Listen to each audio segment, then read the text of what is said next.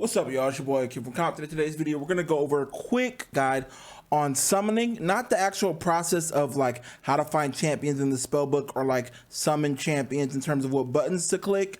That video is the how to summon guide, which will be linked down in the description. I'll also put a card up here. This is more so about like how the logic works of the summoning algorithm, some of the rules and limits in place, fees, and all that stuff that you need to know.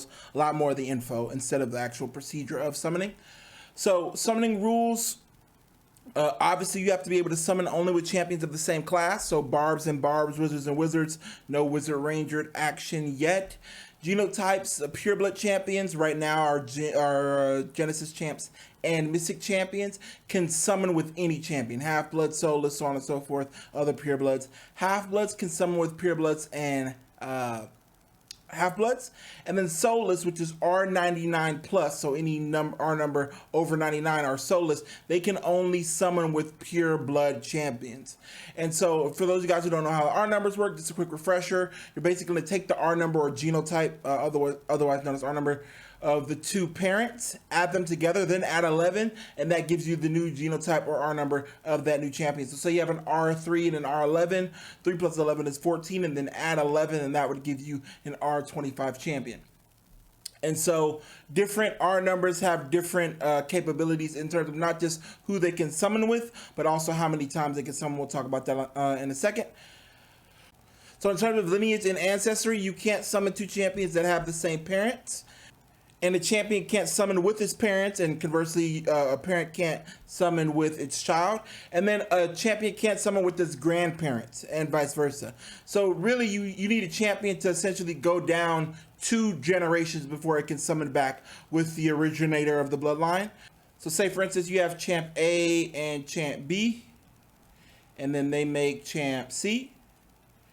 Champ C needs to summon with some other champ, make champ D, and then champ D needs to summon with some other champ to make champ E, and then champ E can summon with either A or B. So you need to create 2 new generations, but really you have to go 3 generations down in order to summon back to the originators of the bloodline. In terms of limits, so you can summon twice privately and twice publicly. This will be updated. In terms of how public and private summons work, so if you check out the how to summon video linked in the description, you'll see that there's a spell book, which is kind of like a blood marketplace. So say you have a champion in the spellbook and their blood gets purchased. That's one public summoning that's been used. That means you can either list your champion in the spellbook one more time to get it to have their blood sold and use up the second public summoning, or you can take your champion and actually buy somebody's blood. But basically the easiest way to understand it is anytime you're doing a summoning that requires an interaction with the champion that's in the spellbook, that counts as a public summoning. So whether you're selling blood in the spellbook or buying blood, that champion burns one of their public summonings, and they get 2 of those. And then you also get 2 private summons, which are summons that you can do with 2 champions that are actually inside your barracks and don't need to be listed in the spellbook at all. There's also a thing called public yet private summoning. So basically that's the way that you actually take 2 champions that you own, you list one in the spellbook, and then you actually buy your own blood with one of the other champions that you own being the second one. And then you can actually use that as a way to reduce costs. There's some risks there for sniping. If you want to learn more about public yet private summoning and how that works, you can check out the procedures for that in the how to summon guide link below. Speaking of fees and costs, every single summon, the Blood Wraith charges a flat fee of 25 USD. That's for both public and private summons. And then there's a minimum fee for each champion based on their R number. So far, we only have purebloods R1 and R6. So this is the fee for these champions. So whenever you do a public summon, say you list an R1 in the spellbook, you have to list it for a minimum of $50. And so if someone wants to purchase that champion's blood for minimum fee, it would be $75. The $50 minimum for the R1 plus the 25 fees to the Blood Wraith. And then that would also be the fee that you would pay if you were to do a private summoning between 2 champions, with one of them being R number. The smallest R number is the R number always taken into account as fees are concerned whenever doing a private summon. So even if you're doing like an R1 and an R6, the fee you would pay minimum would be $50 plus that $25. When it comes to public summoning, you actually get a percentage of that minimum fee or whatever fee you set based on how often you fought your champion. So if you have an unbetted champion that you haven't fought at all, whatever you list it for, you don't get any percentage of that $25 blood race fee, but that $50 plus fee, say if you have an R1, you'll get 50% of that if that champ hasn't fought at all. If you fought at least one time, up to 50 times, you get 75%, and then so on and so forth, all the way up to 98% of all the fee that you list for once you get to 1,001 tournaments racked up for that champion. So you can see how public yet private that we just discussed is a great way to summon cheaper. So like say again, I have like 2 R1s. It would normally cost me $75. But if I were to say list a champion in the spellbook at minimum for $75 or for $50 minimum, then I would actually be able to get, if this champion has fought 1,001 times, 98% of that $50 back. But keep in mind, if you list it in the spellbook, you do have the opportunity for other people to actually summon with your champ before you do, because every time you list a champ in the spellbook, there's a 5-minute counter before that champ can be summoned with. And somebody who clicks a little bit faster than you might be able to get that champion at that price before you can. So if you want to be super safe and avoid anybody taking your champion's blood, you might want to do private summoning. But if you want to save yourself some money, up to 90% on that minimum fee, then you might want to try and go ahead and list one champion in the spellbook at minimum, or maybe slightly higher than that or much higher to protect against sniping, and then summon with that champion, tap that champion's blood with one of the other champions that you own in your barracks. Summoning decay, as champions grow in our number, get further and further from the original generations, their ability to summon in terms of quantity becomes less and less. So purebloods can summon unlimitedly, that's why they're so valuable. R13s to R25s can summon 24 times, R26 to R50s can summon 12 times, R51 to R99 can summon 6 times, and then soulless champions with R numbers over 99 can only summon 3 times before they can no longer summon at all. And reminder, they can only summon with pure blood champions. So in terms of summoning earnings, you have the opportunity to earn ETH by listing your champions in the spellbook. You can also create new champions and sell them on our preferred marketplace, Haku. And we also have perpetual earnings, which is basically like a small amount of cumulative earnings that you receive to your wallet by summoning champions that end up getting sold multiple times down the line. If you want to learn more about how perpetual earnings work, the summoning guide will be linked below. And I also talk about perpetual earnings in more depth in the ultimate summoning guide. All right, so in terms of traits specific for summoning, you already know that champs have cosmetic traits. You already know they have fighting traits, but they also have genetic traits. So you have trait strength, which is the likelihood that a champion will pass on. You have trait strength, which is the likelihood that a champion will pass on cosmetic and fighting traits directly from itself. And then genetic strength, which is the likelihood that a champion will pass on cosmetic or fighting traits from somebody in its lineage, one of its ancestors. And so what blood strength is the combined trait strength and genetic strength. And then blood potency is basically like a multiplier that dictates the percentage chance that your champion can actually pass on a trait that is slightly improved from the original. And that blood potency or high roll multiplier is better the smaller the R number. R1s being better than R2s, R3s, so on and so forth. When passing on traits, there is a degree of randomness, but that depends on the type of trait being passed on. Cosmetic traits tend to have more randomness when being passed on, specifically the breed and the armor colors. However, the hairstyles and colors and war paint are low randomness. And so you can, over time, with a large enough sample size, start to kind of gain an understanding of champions' blood strength by looking specifically at hair and war paint, because there's less variability there. And then when it comes to passing on fighting traits, that's a very, very low random percentage, but we do see sometimes where you summon two champions together and you get a random stat that's either much better than what would have originally been there or worse.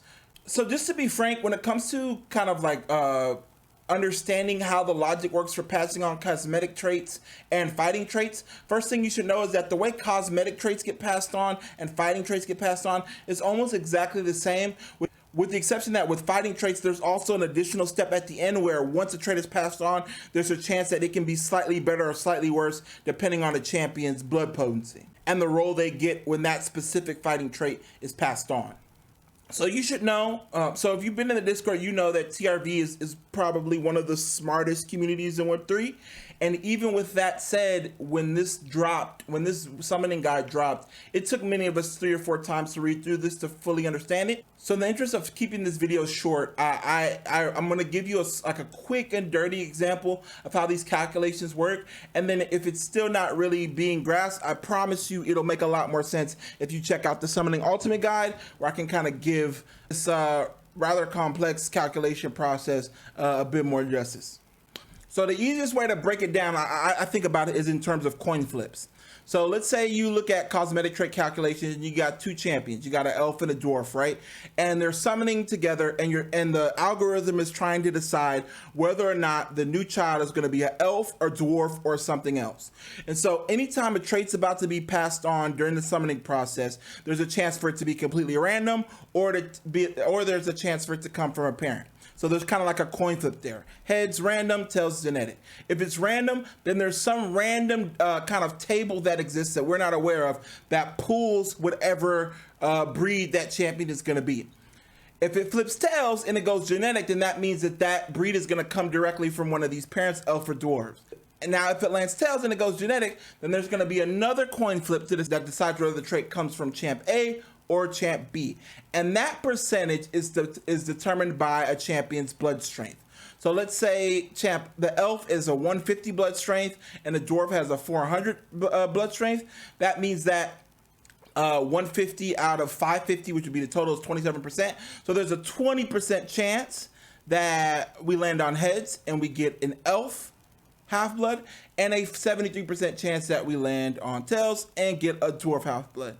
And that's basically the way that it makes the most sense to me. Is it's either going to be random or genetic, and if it's genetic, then it's going to come from one of the champs, and the percentage chance of flipping on either side is dependent on how strong those champions' bloods are. Now, within blood strength, it's also trait strength and genetic strength. So when it comes to 2 pure bloods summoning together, it's not as complex because there's no real trait strength dynamic there, because there are no ancestors to pull from, because they're the original champions.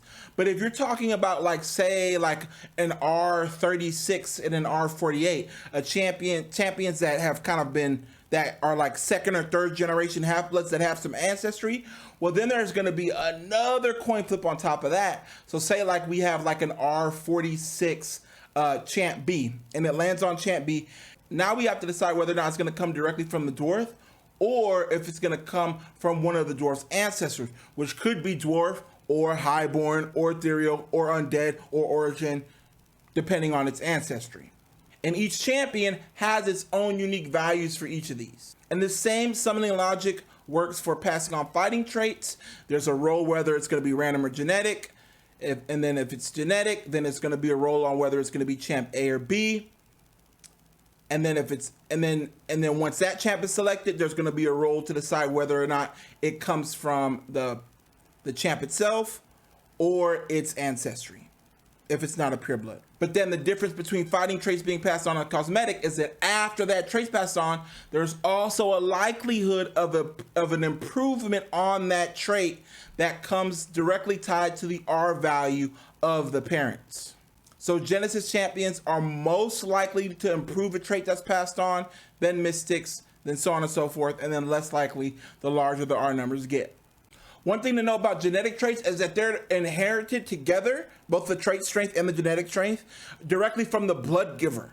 So anytime there's a blood giver in a 2-champion summoning ritual, that blood strength for the new half-blood is going to come directly from whoever is the blood giver. So over time, if you have pairs you like, you can kind of adjust blood giver and blood taker to kind of develop an understanding as to who has the best blood strength, and then actually control what you want the blood strength to be of the half-bloods that you create.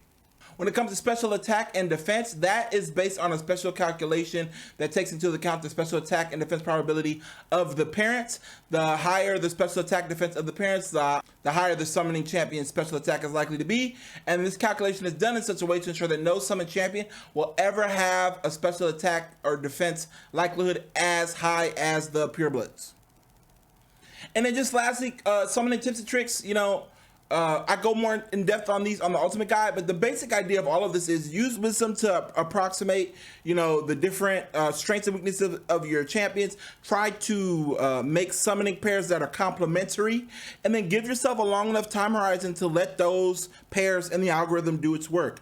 Don't expect to get the exact type of half split that you want 1 cycle, 2 cycle, 3 cycle deep. It might take longer than that, but if you have patience and a clear plan, and in terms of what type of champion you should be summoning with for your specific champion, I'll cover that more in another video called Summoning 101, but for now, try to focus on a champion that is complementary to you with high Omega. So if you have a high defensive champion, try to get a high Omega, high strength champion. If you have a high strength champion, try to get a high Omega, high defensive champion. And then tag me in the Gen Chat about specific champions you have and what would be a good fit. And also just drop pics of your champs in Gen Chat, and there'll be tons of people who will give you really great recommendations, and there'll be more content on that later. So if you like this video, smash a like, subscribe, and if you would like more information on a more in-depth kind of breakdown on how summoning logic works and all that stuff, check out the Ultimate Summoning Guide down below. And if this is your first time summoning and you want to kind of understand about how the procedure is, how to add champs to the spellbook, so on and so forth, go ahead and check out the How to Summon video, also linked down in the description. And until next time, I'll see you in the Blood Theater.